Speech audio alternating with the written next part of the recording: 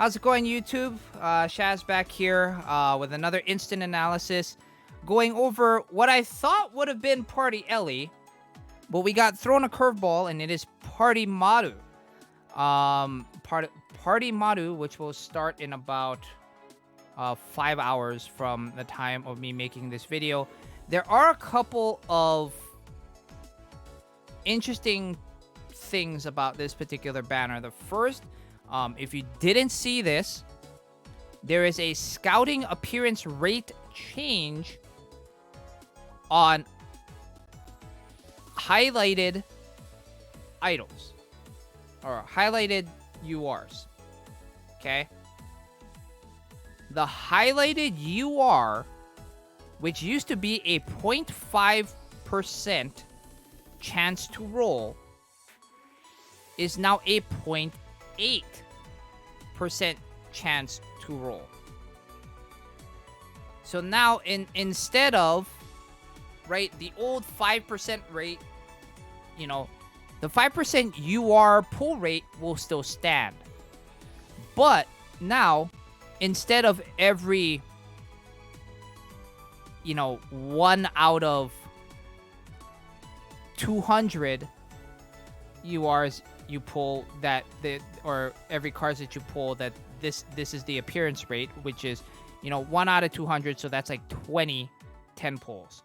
You should, for every 20 10 pulls, you should get one of the highlighted URs on a party banner. Now it's changed to 0.8%, which is definitely a lot better. And for those of you that are free-to-play players that, go through the process of saving up for a Sparks, so you save up 12,500 gems to pull for a card, now you may not necessarily need to spend all of it to get the highlighted card. Now, there are arguments to be made. Once you pass a certain point, you should probably just spark another copy of the card already. But if you have 12,500 gems saved up, this will allow you to probably, get a little bit more lucky, perhaps, and maybe save a lot more of the gems. So let's say now that you've done 8 10 pulls, and by your 8th 10 pull, you've already pulled a copy of this card. Well, great. Now you can turn the 80 shiny quartz pieces, you can exchange it for a copy of the SR, and then stop pulling, right? And now you still have like 8,500-ish gems in your bank, and now you don't have to wait as long until you have to pull again. And if a banner comes up, by the time you saved up for your next spark, if there's a banner you want to pull on at that time, now you can basically, almost spark basically 2 banners in the matter of like a couple months or something. So this is a very, very good change. I'm never going to say that increased rates for pulling is a bad thing. Never. Yeah, it is only exclusive to party banners, though. As Timboy points out, this adjustment affects this and future party banners. So, again, I still think it's good, but with party cards basically being this, like, in-between of stronger than a regular gacha card for the most part, but weaker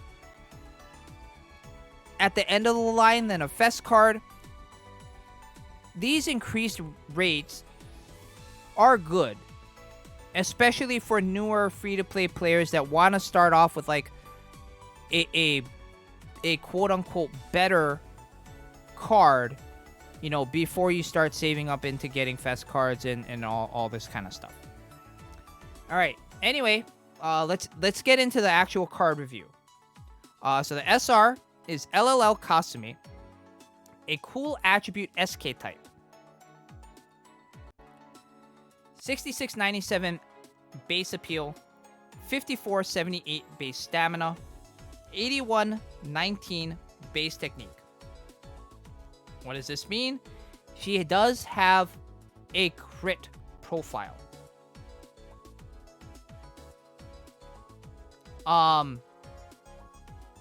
For SRs, it doesn't really mean a ton. But you know, as you get further and further along, it can mean a decent amount. Tap skill, voltage gain. I do like the fact that it's same strategy. It gives you a little bit more kind of bang for your buck if you're using it for something like a Dreamlight Parade. Increased voltage gain 5.4% for the next 5 notes. The passive and LSAs are not great. They're not great. Increased tech by 7%. And voltage gain on strategy switch. Now, mind you, this is every time you switch strategies, and it doesn't have a cap on it. However, it is only 3% of Kasumi's tech as voltage. It's not great. Not great. Also, the other kind of not so great part about this card, right? There's all these things that are based off of her technique. But her tap active has nothing to do with her technique. So,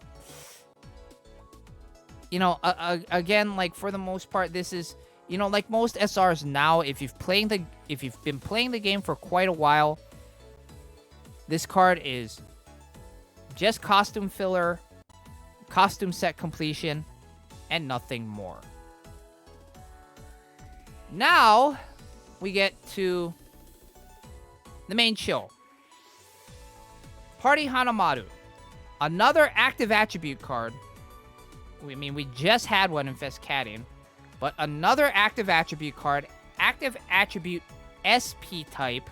Oh, God.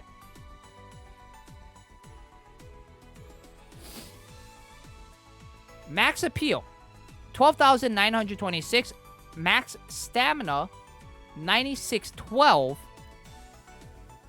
Max technique at max limit break, 10,608. Now, the meta players are breathing a sigh of relief. Even though this Party Hanamaru is an active attribute SP type, and everybody, oh God, no. Tap active is the SP Gauge Bomb. So Hanamaru's tap active. Voltage gain for the next SP skill increases by 40% of her own appeal. And this is at the standard 33% rate. Okay? Her passive is not bad. Her passive is not terrible. It is a hybrid passive. Increase base appeal by 6.5%.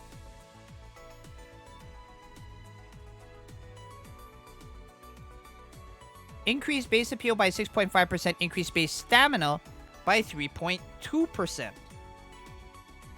Okay? And this only affects same attribute cards, which... it's okay. I mean, you would love to have this kind of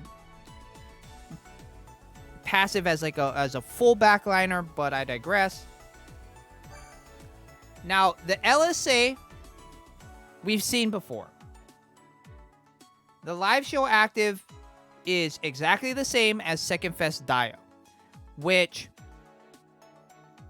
as we have kind of seen, it's not great. It's not great, especially in instances where if it's like, let's say, an SBL and it's only at regular advanced beat maps and not advanced plus beat maps. This LSA is bleh. Like, it's not going to be useful because most of the time, if you have some decently strength cards and you've been taking care of your Dreamlight Parade, your SP gauge when you use it is going to be close to, 200 to 250,000 anyway.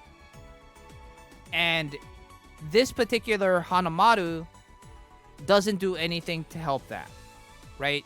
If you need a bigger SP gauge pop, you can either run a matching attribute bomber, or you can, use the Dreamlight Parade belts in your formation as an accessory.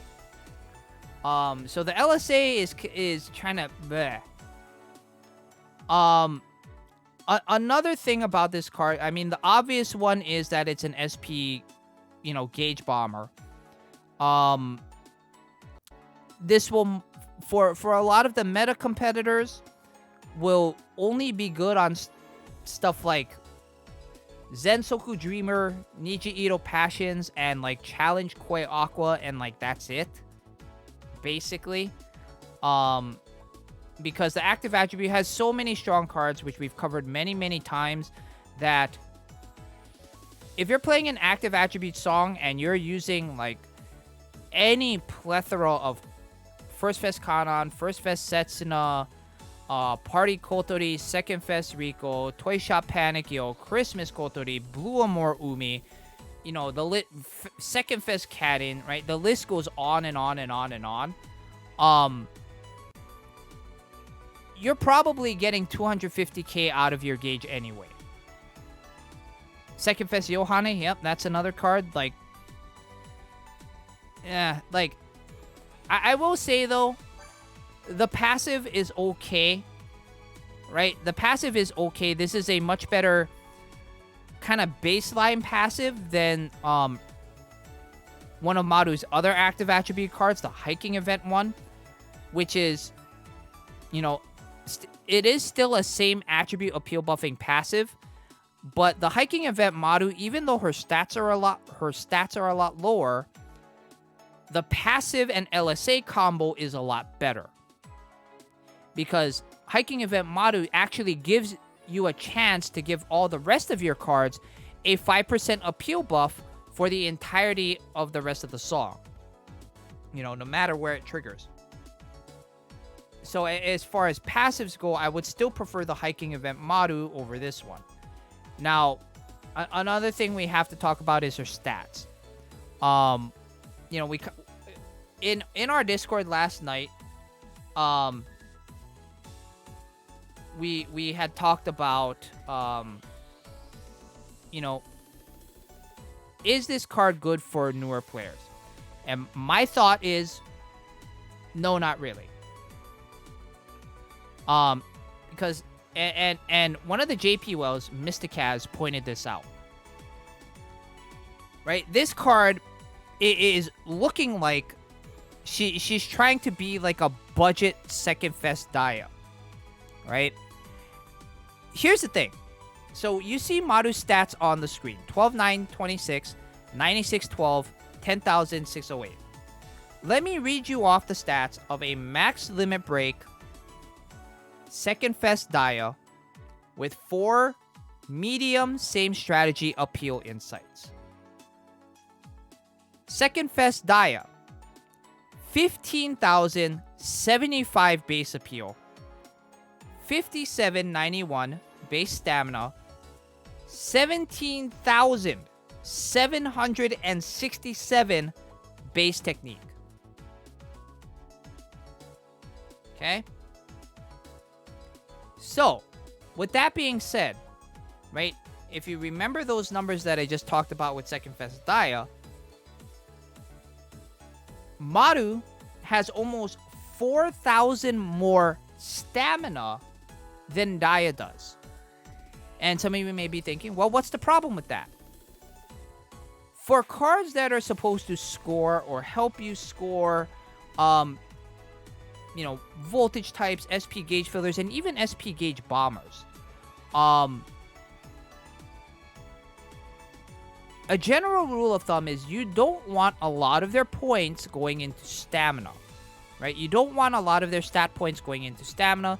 You want to have, if you want a card with high appeal, a voltage type, an SP gauge bomber type that gives you voltage based off of your appeal, you want more of her stats going into appeal to make her SP gauge bomb stronger.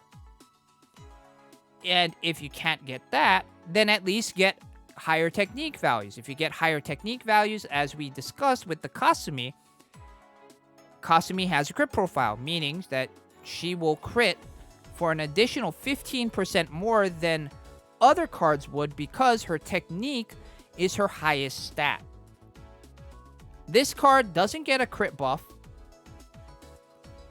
She has a decently high appeal, but there are so many other cards that just beat her base appeal wise that this card is probably the easiest skip out of any party card we've ever had.